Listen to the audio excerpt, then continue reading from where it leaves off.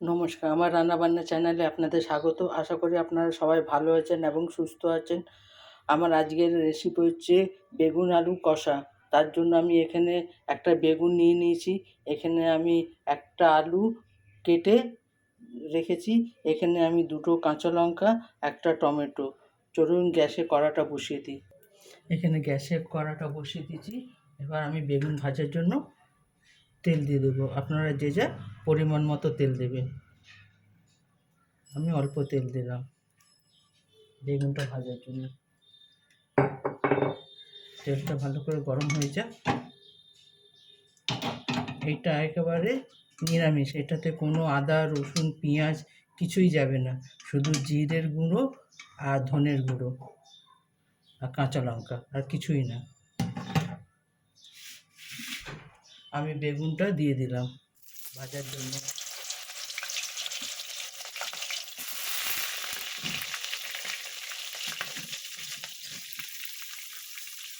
বেগুন ভাজার জন্য এটাতে আমি অল্প নুন দিয়ে দিলাম।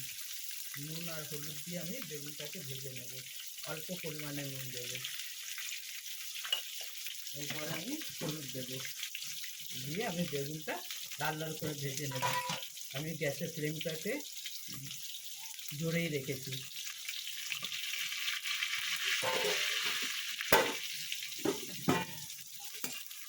এটাকে আমি লাল লাল করে ভেজে নেব। আমার বেগুন ভাজাটা হয়ে গেছে। এবার বেগুনটা আমি তুলে নেব।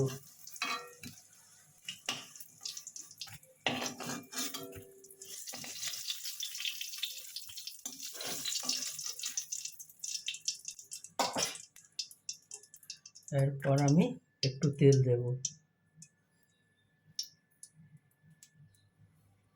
তেলটা গরম হয়ে যাক।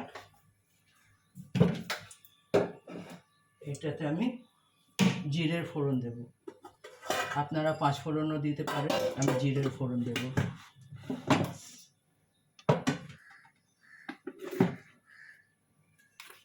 5 ফোড়নও ভালো হয়, কিন্তু আমি জিরের দেব। তেলটা গরম হয়ে গেছে, এবার আমি জিরের ফোড়নটা দেবো।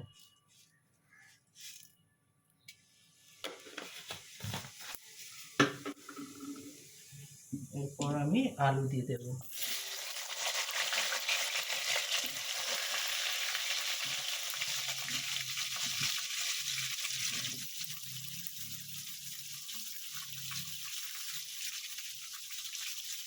আলু কাঁচা লঙ্কা দিয়ে আমি একটু ভেজে নেব।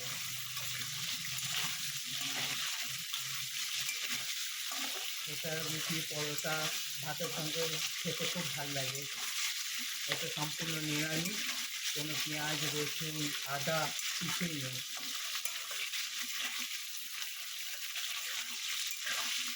এটা একটু আমি লাল লাল করে ভেজে নেব।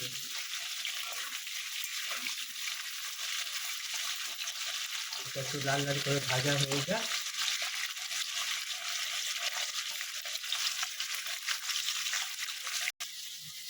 আমার আলু ভাজা হয়ে গেছে। এরপরে আমি টমেটোটা কুচিয়ে দেব।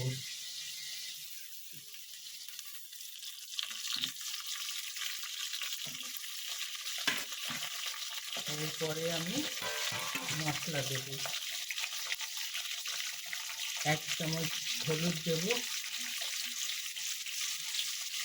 1 চামচ ধনের গুঁড়ো, 1 চামচ জিরের গুঁড়ো, পরিমাণ মতো নুন। অল্প নুন দেবেন, কারণ বেগুনে নুন দেওয়া আছে। এরপর আমি একটু জল দেব, দিয়ে এটাকে একটু ভালো মতো কষে নেব। টমেটোটা একটু সেদ্ধ হয়ে যায়।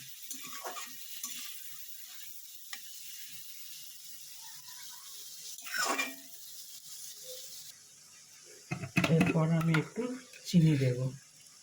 যেহেতু নিরামিষ সেই কারণে আমি একটু চিনি দেব। চিনি দিয়ে এটাকে একটু ভালো মতো কষবো।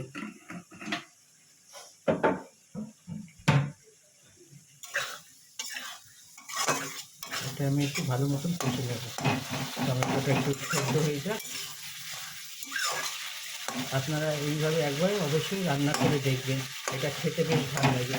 একেবারে নিরামিষ, কোনো পেঁয়াজ রসুন আদা গুঁড়ো লঙ্কা কিছু নেই, শুধু টমেটো কাঁচা লঙ্কা আর ধনে আর জিরে।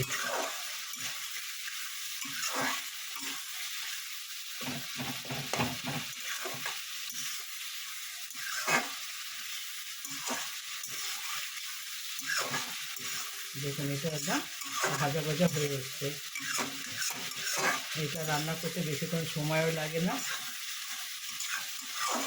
চন্দ্রমুখী আলু হলে তাড়াতাড়ি সেদ্ধ হয়ে যায়, আর যদি জ্যোতি আলু হয় একটু সময় লাগে সেদ্ধ হতে।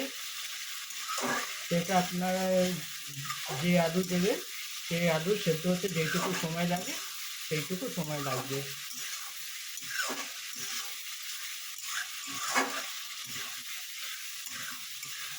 দেখুন আমার আলুটা একেবারে কষানো হয়ে গেছে।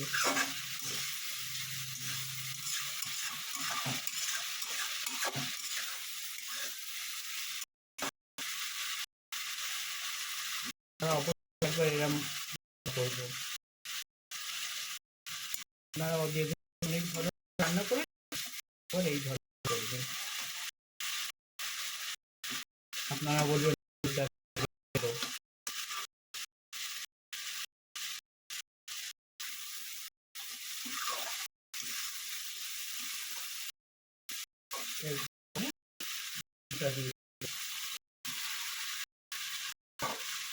বেগুন একটু নাড়িয়ে নেব।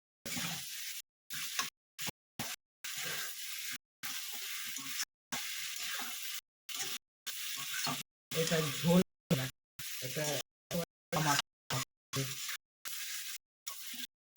এটা মশলা দিয়ে মশলা দেবো, ধনে পাতা দেবো।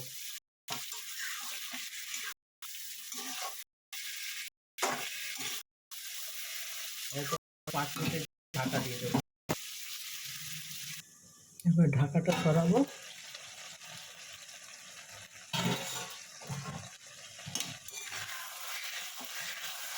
আমার বেগুন কষা একেবারে, বেগুন আলু কষা একেবারে রেডি।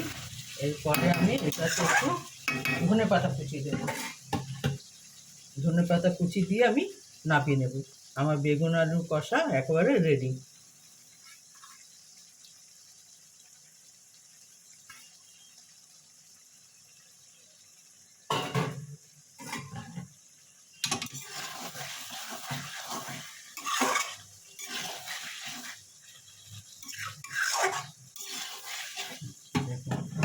একেবারে সম্পূর্ণ রেডি। এটা পরোটা রুটি ভাত যেটার সঙ্গে ইচ্ছে খেতে পারেন। এটাতে আপনি একটু বড়িও দিতে পারেন চাইলে, কিন্তু আমি বড়ি দিইনি, আমি শুধু বেগুন আলু দিয়ে কষা করেছি। একেবারে রেডি। এবার আমি নামিয়ে নেব। দেখুন আমার বেগুন আলু কষা একেবারে রেডি। আপনারা একবার এইভাবে রান্না করে দেখবেন, হ্যাঁ কেমন লাগে আমাকে অবশ্যই জানাবেন। আমার চ্যানেলটা দেখার জন্য ধন্যবাদ। ভগবানের কাছে কামনা করি আপনারা সবাই ভালো এবং সুস্থ থাকুন। আমার চ্যানেলটা দেখার জন্য ধন্যবাদ। আপনারা এইভাবে আমাকে সাপোর্ট করবেন, সাবস্ক্রাইব করবেন। Thank you for watching.